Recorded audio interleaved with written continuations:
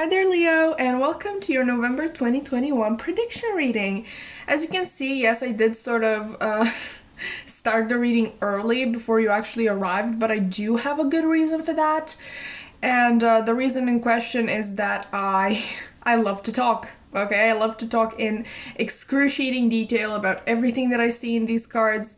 And so if we were to add that to the time that I would have spent live shuffling, like 5 different decks, we would have been here for like, I don't know, 30 to 45 minutes, and nobody wants that. Okay, so I took one for the team and I decided on my own. I hope everybody's fine with that, but let's actually get into the reading. Okay, I would like to first start by looking at these 2 cards right here because they are going to represent the main energy that is coming in for you in the month of November. And this card in particular actually is from my makeshift deck, which contains, quotes from books that I felt called to use for this project. I am an avid reader in my free time, reader of books, like actual books, not cards. And I thought I would combine these 2 interests of mine.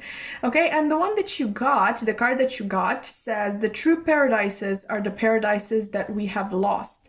This is from In Search of Lost Time by Marcel Proust. And you got this card in conjunction with the cardinal moon, be bold and make the first move. Okay, so what I'm seeing here is that this month you're thinking back, okay, on something that has happened between you and another person, or maybe something that didn't get to happen, not necessarily between you and another person, but just something that you would have liked, maybe a past dream of yours that hasn't materialized. I'm really trying to keep everything really general, so if you think this is love, then great, take it as love. If you think this is career related or just a dream can be just bungee jumping. Okay, maybe you're thinking back on a time when you had the chance to bungee jump, or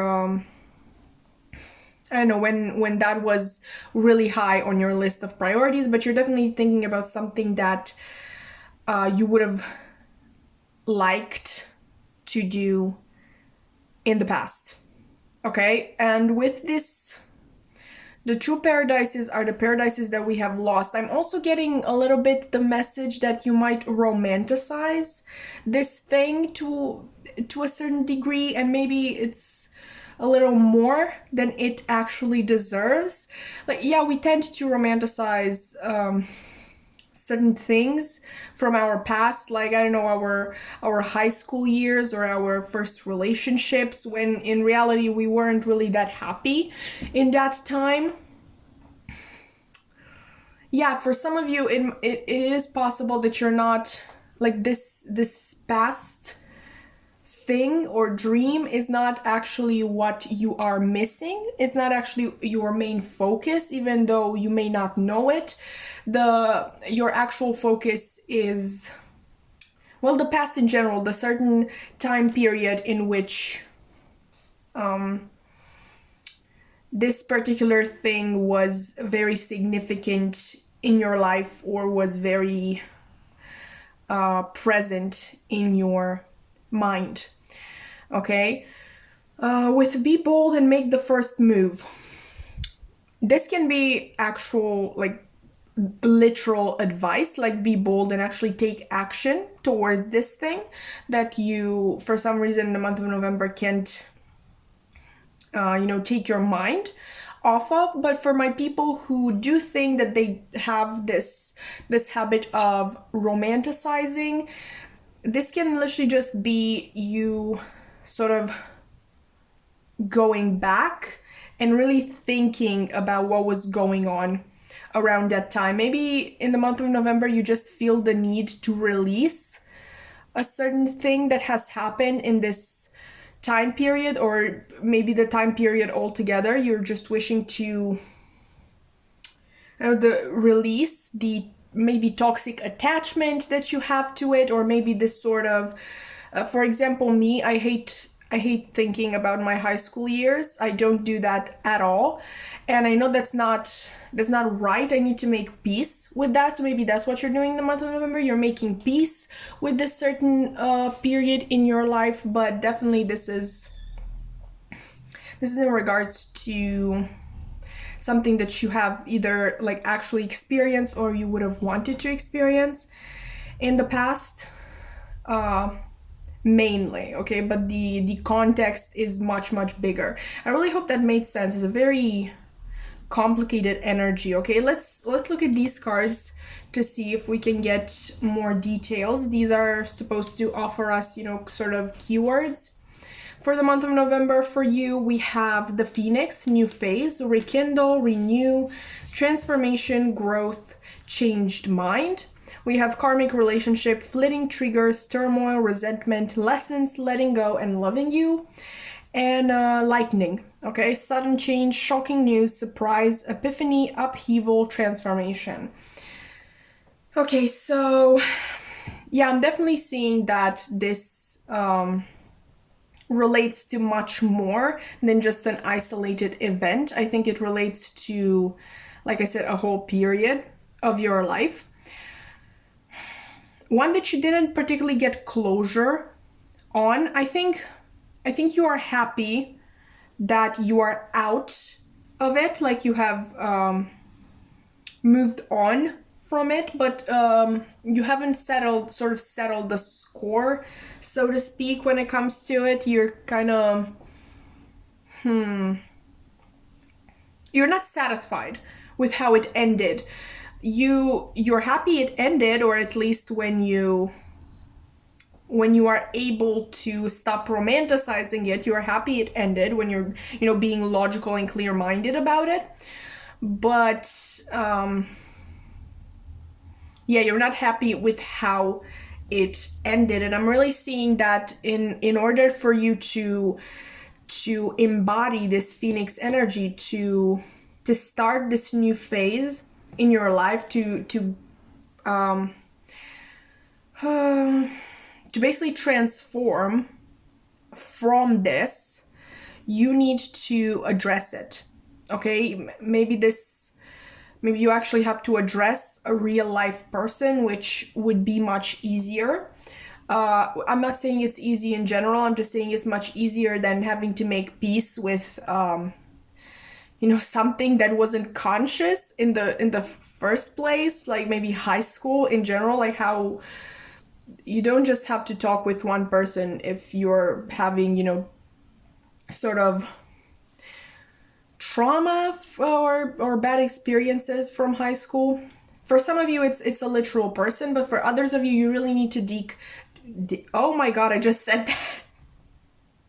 Okay, so this may be, you know, a person that you've had your first sexual encounter with, possibly. But anyway, let's move on to calmer waters. For others of you, you really need to dig deeper and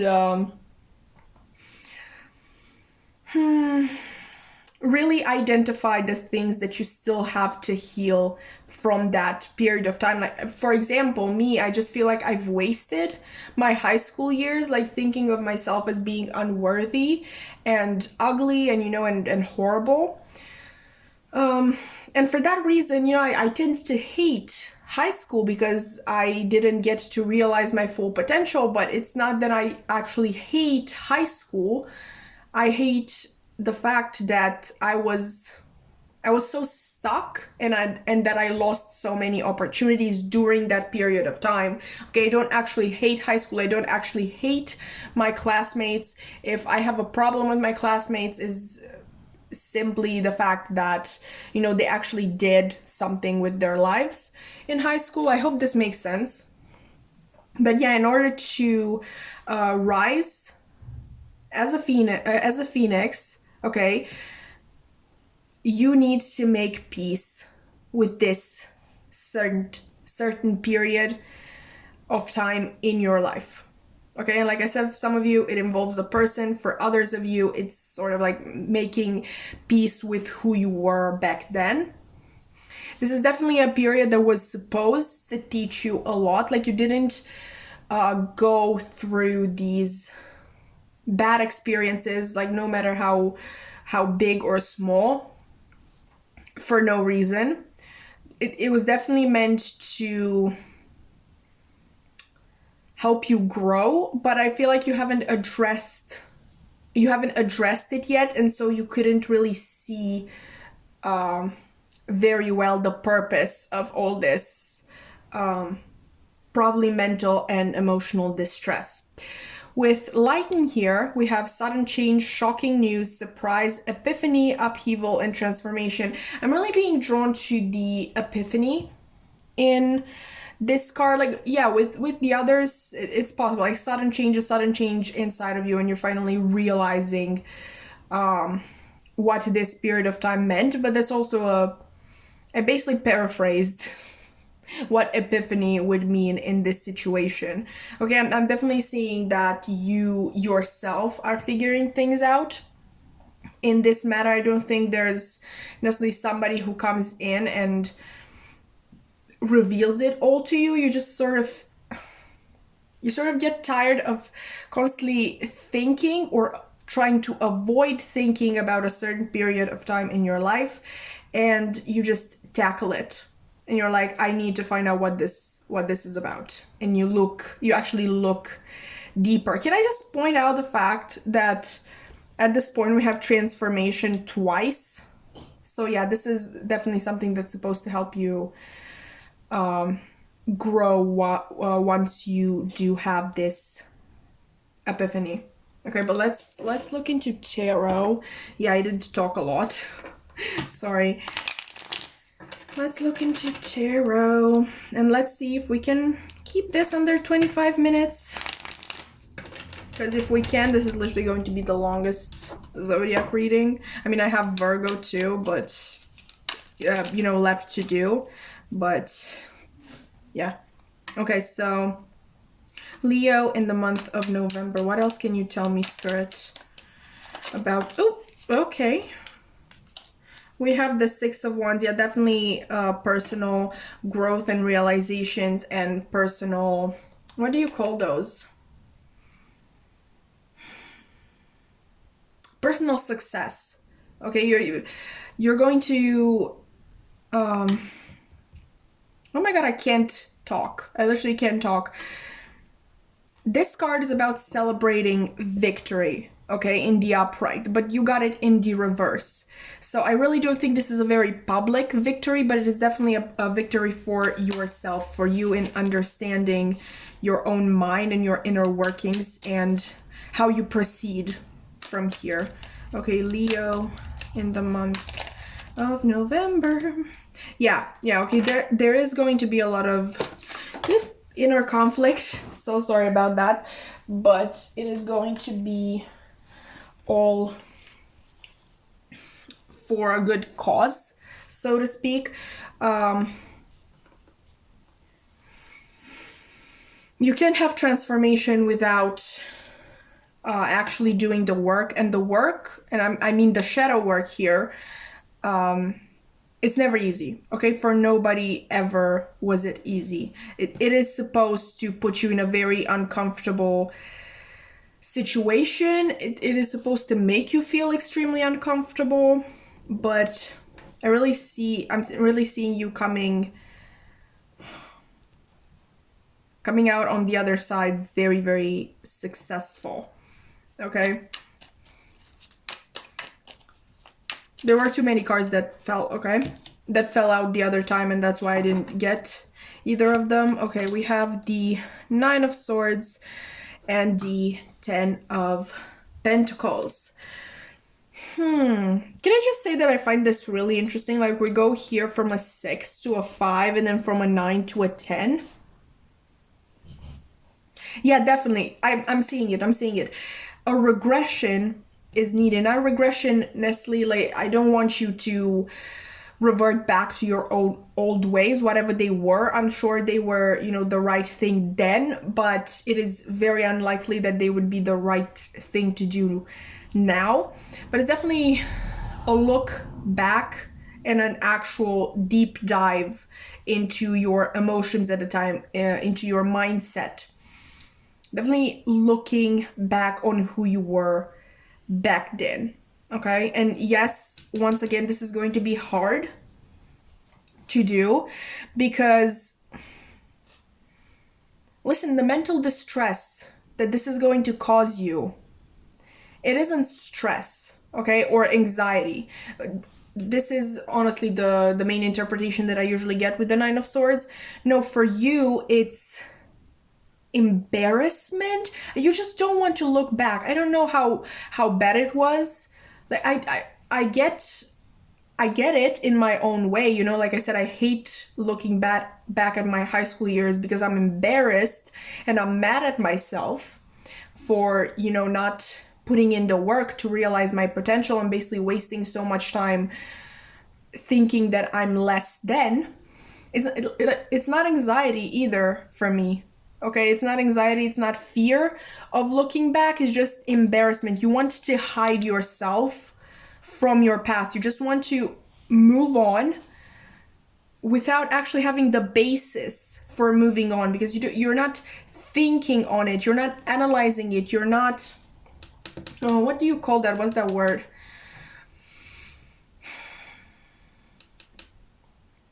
You basically don't have anything to move on from because you're not thinking about this period of time. It's like things ended for a short period of time. Like, let's use my example, okay, to make this clearer. Things ended at 14 years old and began again at 18.